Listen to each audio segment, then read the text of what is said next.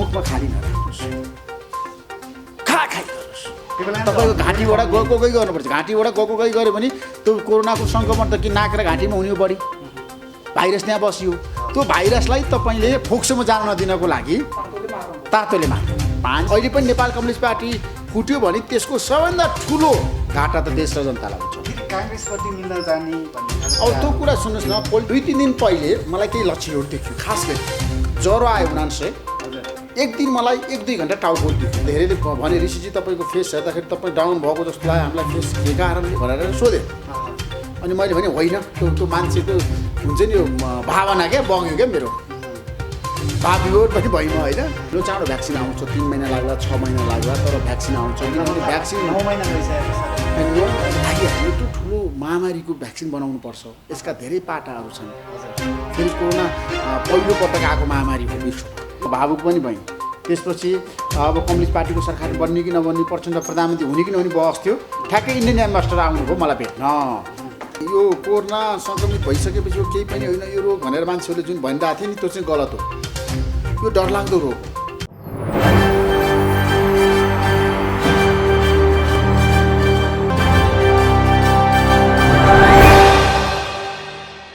आदरणीय दर्शकबिन नमस्कार। आज हामीसँग विशेष कुराकानीका लागि हुनुहुन्छ चर्चित पत्रकार ऋषि धमला हुनुहुन्छ।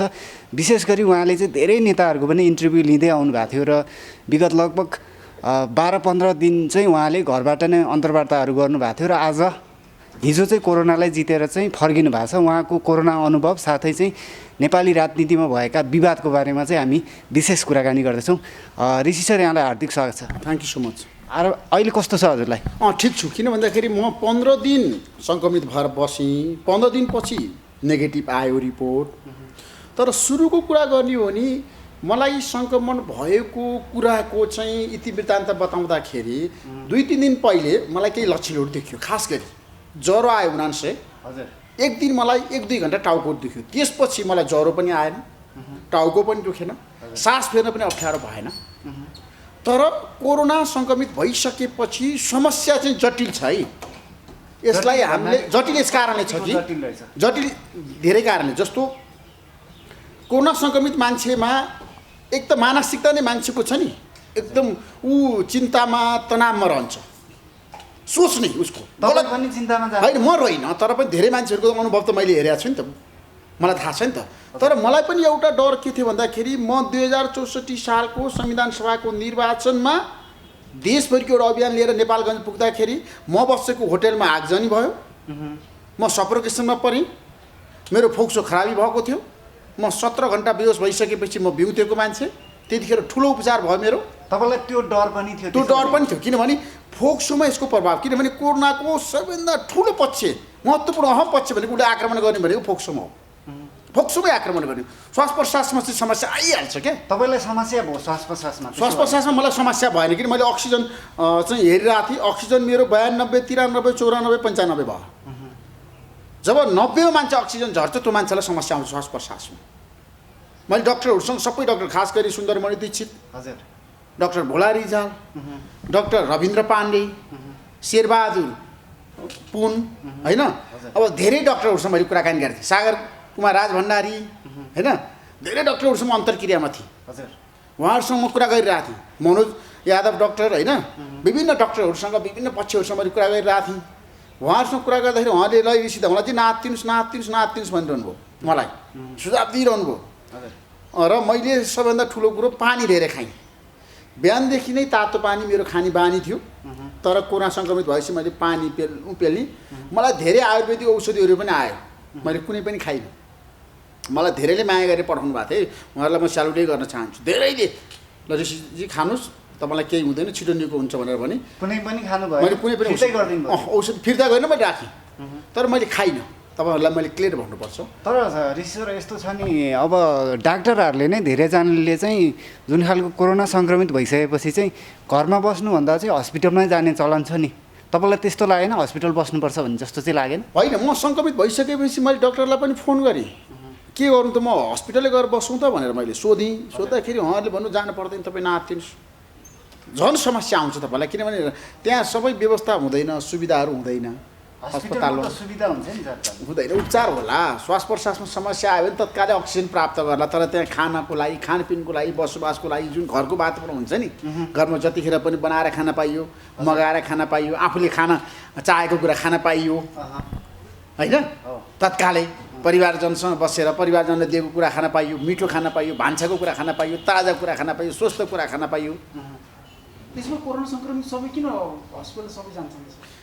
हस्पिटल नजाँदा राम्रो हुन्छ, तर होइन, मान्छे श्वास प्रश्वासको समस्या आए जानु पर्यो भेन्टिलेटरमा। डाक्टरहरू नै ग्रान्डी हस्पिटल जस्तो महँगो हस्पिटलमा आउट अफ भ्याली भएका डाक्टरहरू नै हस्पिटल चाहिँ आउनु भएको छ क्या पछि? होइन, धेरै आउनु भएको छ। अहिले त पछिल्लो समय हस्पिटल भर्ना हुनेको सङ्ख्या हत्तै बढाएको छ। हजुर, मैले हिजो पनि डक्टरहरूसँग कुराकानी गरेँ, त्यो भएको कारणले पनि धेरै अब धेरै ठुल्ठुला मान्छेहरू पनि हस्पिटल बस्नु। नचिनेको तपाईँले कुनै पनि ठाउँै छैन भन्दा पनि हुन्छ, त्यो भएको हिसाबले हस्पिटल चाहिँ किन जानु भएन भन्ने एउटा होइन, हस्पिटल मलाई किन जानु मन लागेन भन्दाखेरि मैले के सोचेँ भने जब म अप्ठ्यारो पर्दैन तबसम्म हस्पिटल जान्न भनी सोचेँ। मैले अप्ठ्यारो पऱ्यो भने त जानुपर्छ। पहिलो दिन मलाई अलिकति डर लागेको थियो होइन, डर नलागेको होइन। म बेलुका कार्यक्रम चलाउँदाखेरि पनि त्यो दिन भावुकै भएको थिएँ सङ्क्रमित भएको दिनमा होइन। मलाई धेरैले भने जताजना जान्छन् कार्यक्रम, मैले त्यो दिन घरबाटै लाइभ गरेँ, घरबाटै सिस्टमबाट होइन।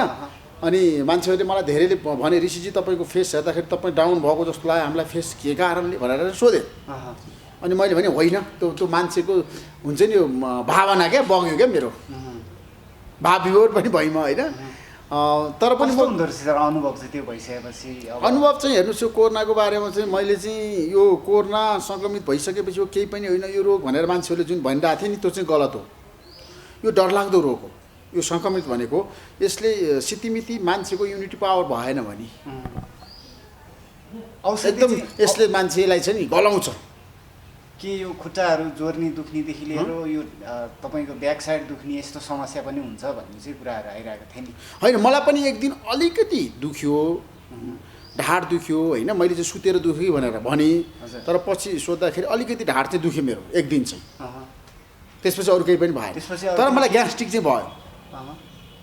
ग्यास्ट्रिक पनि भयो मलाई। अब म छक्क के पऱ्यो भने है 3 दिनसम्म मैले खाइरहेको थिएँ, म एकदम खाइरहेको थिएँ, खानेकुरा पानी पनि खाइरहेको थिएँ, मलाई ग्यास्ट्रिक भयो। मैले डक्टरलाई सोधेँ, ग्यास्ट्रिक औषधि त खाएँ मैले, फेरि तपाईँलाई भन्छु मलाई 2 दिन चाहिँ ग्यास्ट्रिकले सतायो।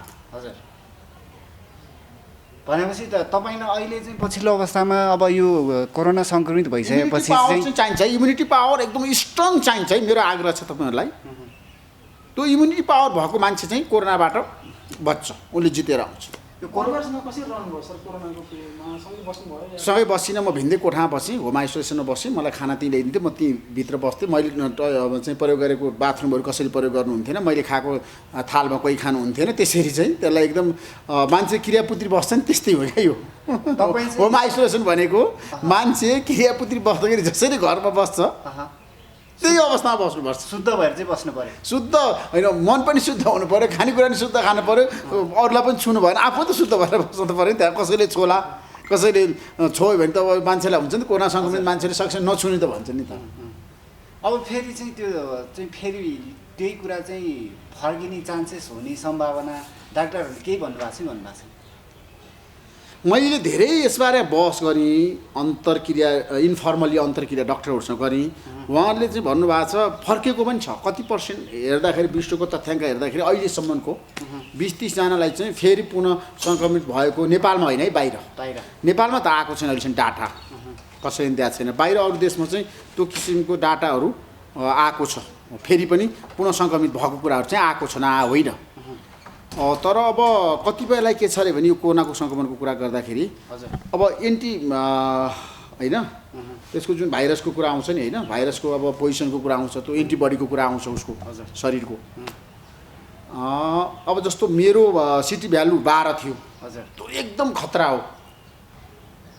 सिटी भ्यालु 12 भएको मान्छे हस्पिटलै जानुपर्छ। डक्टरहरूले ऋषि धमालाई कसरी हस्पिटल नगइकन कार्यक्रम सञ्चालन गरे, उहाँहरू चकित हुनुभएको छ। सुन्दरमान डिजिटलले कार्यक्रममै भन्नुभयो मलाई, म त यो चमत्कार भयो ऋषि धमालाको भनेर उहाँले होइन, मेरो रिपोर्ट उहाँले हेर्नुभएको थियो डक्टर सुन्दरमान दीक्षितले। सिटी भ्यालु 12 भएको मान्छे चाहिँ श्वास प्रश्वासमा तत्कालै समस्या आउँछ, त्यो एकदम उच्च जोखिम। तर तपाईँलाई चाहिँ भएन? भएन। तपाईँलाई आत्मविश्वास थियो भित्रदेखि म चाहिँ जित्छु भन्ने चाहिँ? मैले मैले आज धुम्रपान गरिनँ, मद्यपान गरिनँ जीवनमा। त्यसले गर्दाखेरि मलाई के फाइदा हो भन्दाखेरि धुम्रपान र मद्यपान गर्ने मान्छेलाई सङ्क्रमित भइसकेपछि समस्या आउन सक्छ फोक्सो। मलाई त्यसले कारणले गर्दा पहिला त्यो धुवाको कारणले चाहिँ समस्या थियो नि। थियो, त्यो चाहिँ भगवान्को कृपा हो, वरदान हो। किन त्यतिखेर पनि म गजबले बाँचेको मान्छे हेर्नुहोस्, गजबले बाँचेको। त्यो बेला पनि तपाईँ निकै दिन हस्पिटल हस्पिटल धेरै दिन बसिनु। नेपालका को पुगेन, गिरिजाप्रसाद प्रधानमन्त्री हुनुहुन्थ्यो, प्रचण्डदेखि केपी शर्मा ओलीदेखि सबै नेता त्यो हस्पिटलमा जानुहुन्थ्यो प्रत्येक दिन। त्यहाँ लाइन लगाएर भेट्ने जानुहुन्थ्यो नेताहरू, इन्डियन एम्बासडरदेखि लिएर चिनी एम्बासडर सबै गएको। म हस्पिटल बस्दाखेरि त्यतिखेर म छक्कै पर्छु। नेपालको इतिहासमा अब त्यतिखेर संविधान सभाको पहिलो निर्वाचन पछिको कुरा थियो, ठ्याक्कै रिजल्ट आउनु थालेको थियो। म चाहिँ 25 गते मेरो दुर्घटना भयो, 28 गते निर्वाचन भयो, त्यसपछि रिजल्ट आइसकेपछि म त यहाँ टिचिङ हस्पिटलमा बसेको थिएँ। प्रचण्ड रिजल्ट आएकै दिन आउनु थियो, मलाई किर्तिपुरबाट चुनाव जित्नु भएको थियो त्यतिखेर, 10 नम्बर क्षेत्रबाट। त्यो उहाँ चुनाव जितेर मलाई भेट्न आउनु भएको थियो विजय जुलुसपछि। त्यतिखेर म भावुक पनि भएँ। त्यसपछि अब कम्युनिस्ट पार्टीको सरकार बन्ने कि नबन्ने, प्रचण्ड प्रधानमन्त्री हुने कि नहुने बहस थियो। ठ्याक्कै इन्डियन एम्बासडर आउनुभयो मलाई भेट्न, हस्पिटलमा आउनुभयो। उहाँले सबै मिडिया त्यहाँ पुगेर रहेछ। इन्डियन एम्बासडरले मलाई भेटेर घोषणा गरिदिनु भयो, ल प्रचण्ड प्रधानमन्त्री बन्नुहुन्छ भनेर। कुन टेलिभिजनमा हुनुहुन्थ्यो हजुर त्यो बेला? त्यतिखेर म रिपोर्टर्स क्लबमा थिएँ, टेलिभिजनमा थिइनँ होइन, म पत्रिकाहरूमा थिएँ तर टेलिभिजनमा थिइनँ। तपाईँलाई चाहिँ ठ्याक्कै यो कोरोनाको कुरा गर्दा चाहिँ कोरोना चाहिँ कुन ठाउँमा गएर चाहिँ मसँग चाहिँ यो कोरोना टाँसेर आयो जस्तो त्यस्तो तपाईँले चाहिँ महसुस गर्नुभएको त्यस्तो केही छ? यो ठाउँबाट चाहिँ मलाई होइन, अब मेरो एकजना साथीलाई सङ्क्रमण भएको थियो। 3 दिनपछि उहाँलाई मैले फोन गरेँ, ए ऋषिजी म त सङ्क्रमित भएँ नि भनेर भन्नुभयो उहाँले। भनेपछि मलाई के डर लाग्यो भने मैले उहाँसँग कुरा गरिरहेको थिएँ। त्यसो त तपाईँहरू राम्रोसँग यसरी नै यसरी बसिरहेको थियौँ हामी। एक दिन खाजा खायौँ सँगै बसेर। उहाँले मलाई आफ्नो चाहिँ उहाँको चाहिँ एउटा अब होटल थियो, होटलमा मेरो साथी हो, मिल्ने साथी होइन। उहाँले ल ऋषिजी आउनुहोस् न त खाजा खाउँ भनेर भन्नुभयो। म गएँ, अरू साथीहरू नि हुनुहुन्थ्यो। अरूलाई चाहिँ भएन, उहाँलाई भए रहेछ, मलाई चाहिँ भयो। फेरि म उहाँसँग बसेर नजिकै बसेर खाजा खाएँ। अनि उहाँले मलाई फोन गर्नुभयो, ल ऋषिजी मलाई त सङ्क्रमित भयो भनेर। अनि त्यसपछि म गएर जतै अनि मलाई पनि सङ्क्रमित तपाईँलाई भइहाल्यो। तपाईँ त हिँडिराख्नु पर्ने मान्छे, बोलिराख्नु पर्ने मान्छे, अनि 15 दिनसम्म बस्दाको अनुभव कस्तो भयो त भित्र छ तपाईँलाई? त्यसको धेरै छ। म एउटा किताबै लेख्ने पक्षमा छु हेर्नुहोस्। 15 दिनको पनि किताब बन्छ।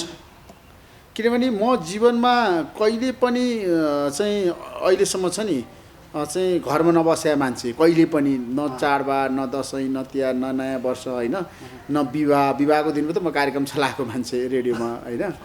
15 दिन मैले घर बसेँ। घर बस्दाखेरि पनि एउटा सौभाग्य भनौँ, आत्मबल दौड भएको कारणले गर्दाखेरि मैले एक दिन पनि कार्यक्रम बन्द गरिनँ। बिहान रेडियोमा, बेलुका टेलिभिजन। 5 बजेको रेडियो पनि चलाउँ, 6 बजेको नेपाली बहस 1 घन्टा चलाएँ, बेलुका 8 देखि 9 को टेलिभिजन जनता जान चाहन्छ 1 घन्टा चलाएँ, कुनै दिन पनि बन्द गरिनँ। त्यो माहौल चाहिँ कसरी मिल्यो त? त्यहाँ खिच्नु पर्यो होला जनता? होइन, रेडियो त मैले उसबाट चलाएँ, फोनबाटै चलाएँ, फोनबाटै कनेक्सन गरेर। अनि टेलिभिजन चाहिँ स्टुडियोमा जोडेर भाइबरमा चलाएँ। म चाहिँ यहाँ स्टुडियो बनाएँ, यसरी बसेँ जुममा, अनि उता बक्ता चाहिँ जुममा जोडेर गरेँ बस। त्यसपछि 15 दिनपछि निस्किँदाको अनुभव कस्तो भयो तपाईँलाई? धेरै आनन्द भयो। त्यो मलाई बेलुका सागरराज भण्डारीले फोन गर्नुभयो, टोगो अस्पतालको निर्देशकले, ल ऋषिजी तपाईँको चाहिँ नेगेटिभ आयो भनेपछि म यति उत्साहित भएँ, यति खुसी भएँ है। त्यसले गर्दाखेरि मान्छेमा एउटा के भने झन् आत्मबल बढ्यो क्या। मेरो त बिचमा पनि मैले के भनेको थिएँ भने यो कोरोनाले मलाई सिकायो, केही पाठहरू सिकायो, मलाई केही यसले शिक्षा दियो भन्छु म। किनभने कोरोनाले धेरै कुराहरू समाजमा परिवर्तन पनि गरेको छ कि, यसलाई हामीले पोजिटिभली लिनुपर्छ। जसरी अब यसबाट मान्छेहरूलाई धेरै चाहिँ समस्या आएको होला, धेरै मान्छेको मृत्यु भएको छ विश्वमा होइन, यो ठुलो महामारीको रूपमा आएको छ, अर्थतन्त्रले असर पारेको छ, तर मान्छेको जीवनशैलीमा आमूल परिवर्तन हुन थालेको छ। मान्छेमा सचेतना ट्रेन्ड चाहिँ चेन्ज गर्दैछ हैन त? मान्छेमा एउटा स्वास्थ्यप्रतिको जुन छ नि सावधानी कसरी अपनाउनुपर्छ, स्वास्थ्य भनेको के हो, जीवन कसरी सुरक्षित रहनुपर्छ, के खानुपर्छ, के खानुहुन्न, कसरी मान्छे बाँच्नुपर्छ, उसको जीवनशैली कसरी सुधार्नुपर्छ।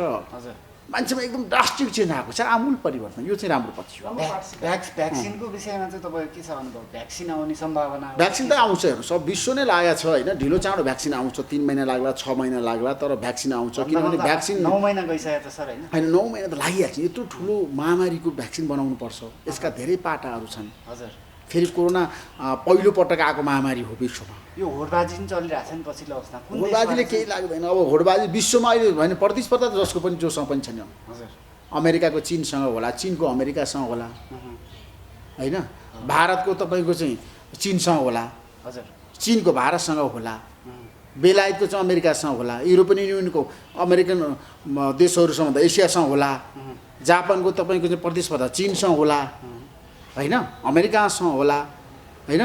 कहाँबाट निस्किन्छ त्यसो भने भ्याक्सिन? त्यसले गर्दाखेरि भ्याक्सिन त मलाई लाग्छ अब सबै देशले निकाल्छ है। जो मान्छे साँच्चीकै जुन राष्ट्र सम्पन्न छन् 8-10 वटा राष्ट्रले भ्याक्सिन ल्याउँछ, एउटा राष्ट्रले मात्रै राष्ट्रबाट मिल्छ, सुन्नुहोस् एउटै राष्ट्रबाट मिल्ने होला नि भ्याक्सिन। किन उसले आफ्नो कोरोनाको भ्याक्सिन उसको देशलाई निकाल्न सक्दैन, उसले भारतले आफू निकाल्छ, आफूलाई चाहियो भने आफ्नो नागरिकको लागि, अमेरिकाले आफ्नो नागरिकको लागि चाहियो भने आफू उत्पादन गर्छ। किन चाहिँ सहयोग गरिरहेको छ नि त विभिन्न देशलाई चाहिँ? गरिरहेको छ। रुसले आफ्नो देशको लागि ल्यायो, चिनले ल्याउँदैछ, बेलायतले निर्माण गर्दैछ, भोलि अस्ट्रेलियाले गर्दैछ, जापानले गर्ला, युरोप अमेरिका सबैले गर्छ नि।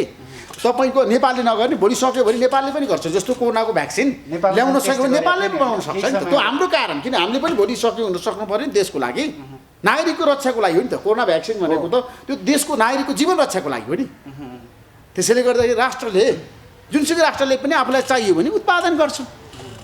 तर पहिला कसले ल्याउने भन्ने बहस हो। अमेरिकाले पहिला ल्याउँछ कि चिनले ल्याउँछ कि होइन, भारतले ल्याउँछ कि रुसले ल्याउँछ कि बेलायतले ल्याउँछ कि अवस्था छैन। छैन, कडा प्रतिस्पर्धा छ। अब अमेरिकाले त चाहिँ हामीले परीक्षण पनि गऱ्यौँ भनिरहेछ होइन। हेरौँ, हामी सबैको कामना छ भ्याक्सिन आओस्, हामी सबै सुरक्षित हौँ। अनि तपाईँको चाहिँ तपाईँलाई चाहिँ इन्फेक्सन हुनु, परिवारलाई चाहिँ कसैलाई पनि चाहिँ कसैलाई भएन, पोजिटिभ नहुनुमा चाहिँ यो कसरी हो? कसैलाई भएन, मेरो परिवारमा कसैलाई भएन।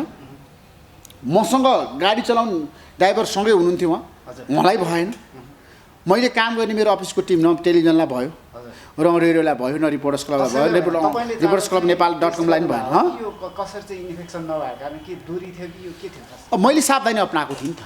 तपाईँले नै म घरमा पनि जाँदाखेरि अहिले सावधानी नै अपनाउँथेँ। तर बच्चाहरूसँग खेल्दा पनि म अलि होसियारीपूर्वक खेल्थेँ। 3-4 दिन भएको थियो मेरो परिवारसँग, किनभने मलाई शङ्का लागेपछि म भित्रै भिन्दै सुतिरहेको थिएँ आइसोलेसनमा। क्या मलाई के शङ्का लागेको थियो नि, मैले अफिसमा पनि टच गरिनँ। मेरो अफिसमा पनि कसैलाई सङ्क्रमण भएन। पक्कै यो सुखद पक्ष पनि हो। सुखद पक्ष मैले, किनभने अघिल्लो दिन अन्तर्वार्ता लिएको थिएँ। सुन्नुहोस् है, अब अघिल्लो दिन मैले मुक्ति प्रधान र खेमलोनीको अन्तर्वार्ता लिएको थिएँ पुरा लाइभमा, मार्क्स नलागेको, अरू कसैलाई भएन।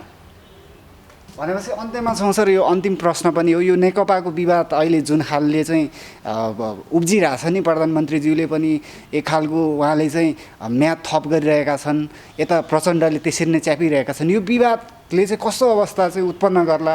तपाईँले धेरै नेताको इन्टरभ्यू लिनुभएको छ, के भन्नुहुन्छ यो विषयमा? नेपाल कम्युनिस्ट पार्टी फुट्दैन, फुट्नु हुँदैन भन्छु। यो देशको लागि होइन, धेरै हेर्नुहोस् है, देशको लागि हो, सिस्टमको लागि हो। सबै लोकतान्त्रिक गणतन्त्रलाई संस्थागत गरेर जसरी आज आएको छ, सुन्नुहोस्, म भन्छु कुनै पनि पोलिटिकल पार्टी फुटेर कसैलाई फाइदा छैन। विगतमा हामीले पार्टी फुट्दाखेरि राजनीतिक अस्थिरता आयो, सिस्टमै कोल्याप्स भयो, प्रजातन्त्र गयो होइन। अहिले पनि नेपाल कम्युनिस्ट पार्टी फुट्यो भने त्यसको सबैभन्दा ठुलो घाटा त देश र जनतालाई हुन्छ। फेरि काङ्ग्रेसपट्टि मिल्न जाने भन्ने खालको अब त्यो कुरा सुन्नुहोस् न, पोलिटिकल्ली रूपमा त विकल्पहरू त सबैले खोज्या हुन्छ। प्रधानमन्त्री केपी शर्मा ओलीले भोलि पार्टी फुट्यो भने म चाहिँ बलियो हुनको लागि, बहुमतमा रहनको लागि, फेरि पनि प्रधानमन्त्री भइरहनको लागि उहाँले पहल गर्नुभयो होला, शेरबहादुर देउवासँग कुरा गर्नुभयो होला। प्रचण्डले चाहिँ भोलि पार्टी फुटेपछि मेरो गठबन्धन बलियो हुन्छ भनेर शेरबहादुर देउवासँग अथवा अरू पोलिटिकल पार्टीसँग, बाबुराम भट्टराईसँग, महन्त ठाकुरसँग कुरा गरिहाल्ला। त्यो त पोलिटिकल लिडरले त विकल्पहरूको बारेमा त कुरा गरिहाल्छ। तर मेरो भनाइ के भने अहिलेको अवस्थामा कुनै पोलिटिकल पार्टी नफुटोस् भन्ने मेरो चाहना हो है, मेरो चाहना हो। अन्त्यमा चाहिँ आम दर्शकहरूलाई के भन्नुहुन्छ? कोरोना सम्बन्धी के मेसेज आफ्नो सबैलाई म आग्रह गर्न चाहन्छु, कोरोना सङ्क्रमित र खास गरी होम आइसोलेसनमा बस्नुभएका सबैलाई, तपाईँहरूलाई चिन्ता होला, समस्या होला, तपाईँहरू चाहिँ एकदम के होला कसो होला भनेर डराइरहनु भयो होला, नडराउनुहोस्। कोरोनालाई जित्नको लागि तपाईँले एकदम आफ्नो जीवनशैली सुधार्नुहोस्, पानी धेरै खानुहोस् र धेरै किसिमको पोसिलो खानाहरू खानुहोस्, झोल पदार्थ बढी पिउनुहोस्, बिहानदेखि बेलुकासम्म चिया मात्रै खानुहोस्, 8-10 कप चिया नै खानुहोस्, आनन्दसँग कागती हालेर खानुहोस्, कालो चिया खानुहोस्, खाइ गर्नुहोस्, मुखमा खाली नराख्नुहोस्, खाइ गर्नुहोस्। तपाईँको घाँटीबाट गएको गई गर्नुपर्छ। घाँटीबाट गएको गई गऱ्यो भने त्यो कोरोनाको सङ्क्रमण त कि नाक र घाँटीमा हुने हो, बढी भाइरस त्यहाँ बस्यो। त्यो भाइरसलाई तपाईँले फोक्सोमा जान नदिनको लागि तातोले मार्नु पऱ्यो, पानी खान पऱ्यो, चिया खान पऱ्यो, सुप खान पऱ्यो, भात तातो खान पऱ्यो होइन। अनि त्यसपछि तपाईँको चाहिँ बिहानदेखि बेलुकासम्म एकदम सकारात्मक सोच राख्नु पऱ्यो। सकारात्मक सोच, नेगेटिभ सोच चाहिँ नसोच्ने। अलवेज पोजिटिभ पोजिटिभ पोजिटिभ, कसैलाई केही नहोस् भने प्रार्थना गर्ने।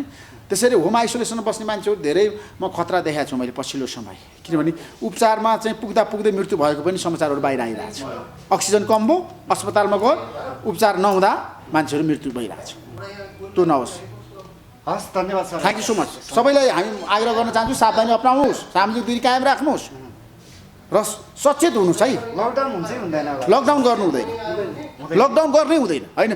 अहिले आवश्यक छैन। अब जनता एकदम सहज रूपमा चाहिँ आफै कोरोनासँग लड्ने हो, भिड्ने हो। हस्, थ्याङ्क यू सो मच।